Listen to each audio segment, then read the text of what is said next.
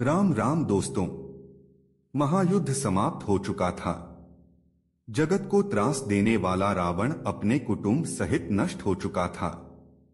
श्री राम के नेतृत्व में चहुओर शांति थी।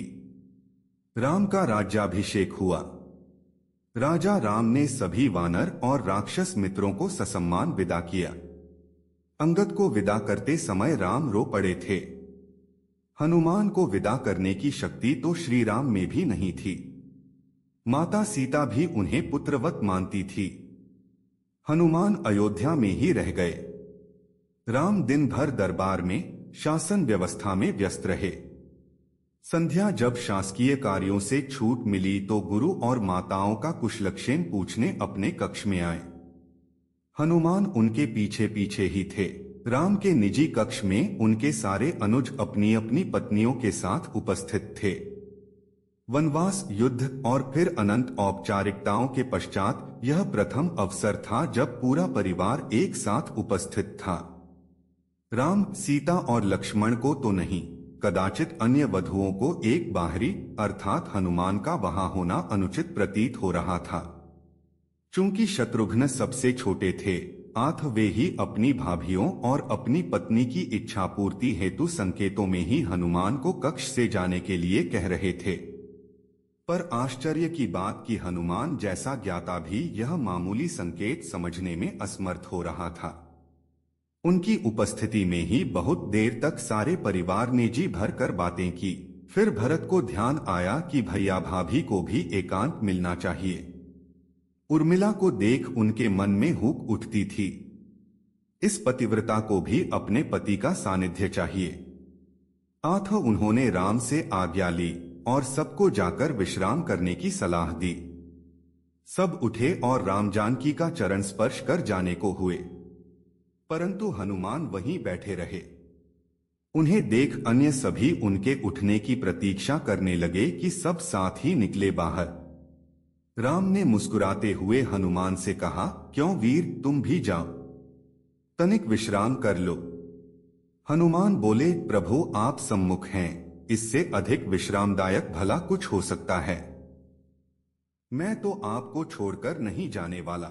शत्रुघ्न तनिक क्रोध से बोले, परंतु भैया को विश्राम की आवश्यकता है कपीश्वर, उन्हें एकांत चाहिए। हाँ, तो मैं कौन सा प्रभु के विश्राम में बाधा डालता हूं? मैं तो यहां पैताने बैठा हूं। आपने कदाचित सुना नहीं, भैया को एकांत की आवश्यकता है। पर माता सीता तो यही हैं, वे भी तो नहीं जा रही। फिर मुझे ही क्यों निकालना चाहते हैं आप? भाभी को भैया के एकांत में भी साथ रहने का अधिकार प्राप्त है। क्या उनके माथे पर आपको सिंदूर नहीं दिखता? हनुमान आश्चर्यचकित रह गए। प्रभु श्री राम से बोले, प्रभु क्या यह सिंदूर लगाने से किसी को आपके निकट रहने का अधिकार प्राप्त हो जाता है? राम मुस्कुराते हुए बोले, अवश्य, यह तो सनातन प्रथा है हनुमान। यह सुन हनुमान तनिक मायूस होते हुए उठे और राम जानकी को प्रणाम कर बाहर चले गए। प्रातः राजा राम का दरबार लगा था। साधारण औपचारिक कार्य हो रहे थे कि नगर के प्रतिष्ठित व्यापारी न्याय मांगते दरबार में उपस्थित हुए। ज्ञात हुआ कि पूरी अयोध्या में रात भर व्यापारियों के भंडारों को तोड़ तोड़ कर हनुमान उत्पात मचाते रहे थे। राम ने यह सब सुना और सैनिकों को आदेश दिया कि हनुमान को राजसभा में उपस्थित किया जाए। रामाज्ञा का पालन करने सैनिक अभी निकले भी नहीं थे कि केसरिया रंग में रंगे पुते हनुमान अपनी चौड़ी मुस्कान और हाथी जैसी मस्त चाल से चलते हुए सभा में उपस्थित हुए। उनका पूरा शरीर सिंदूर से पटा हुआ था। एक एक पग धरने पर उनके शरीर से एक एक सेर सिंदूर भूमि पर गिर जाता। उनकी चाल के साथ पीछे की ओर वायु के साथ सिंदूर उड़ता रहता। राम के निकट आकर उन्होंने प्रणाम किया।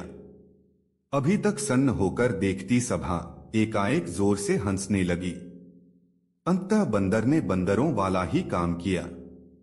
अपनी हंसी रोकते हुए सौमित्र लक्ष्मण बोले, यह क्या किया कपिश्रेष्ठ?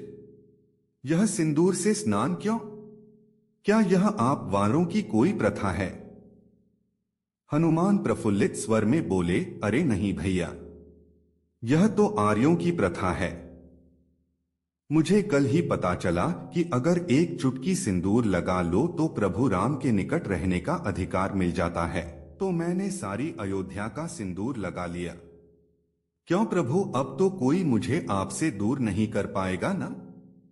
सारी सभा हंस रही थी और भरत हाथ जोड़े अश्रु बहा रहे थे। यह देख शत्रुघ्न बोले, भैया सब हंस रहे हैं और आप रो रहे हैं, क्या हुआ? भरत स्वयं को संभालते हुए बोले, अनुज तुम देख नहीं रहे, वानरों का एक श्रेष्ठ नेता, वानर राज का सबसे विद्वान मंत्री, कदाचित संपूर्ण मानव जाति का सर्वश्रेष्ठ वीर, सभी सिद्धियों सभी निधियों का स्वामी, वेद पारंगत, शास्त्र मर्मज्ञ, यह कपिश्रेष्ठ अपना सारा गर्व सारा ज्ञान भूल कैसे राम भक्ति में लीन है। राम की निकटता प्राप्त करने की कैसी उत्कंठ इच्छा, जो यह स्वयं को भूल चुका है। ऐसी भक्ति का वरदान कदाचित ब्रह्मा भी किसी को न दे पाए। मुझ भरत को राम का अनुज मान भले कोई याद कर ले, पर इस भक्त शिरोमणि हनुमान को संसार कभी भूल नहीं पाएगा। हनुमान को बारंबार प्रणाम। जय श्री राम, जय श्री हनुमान।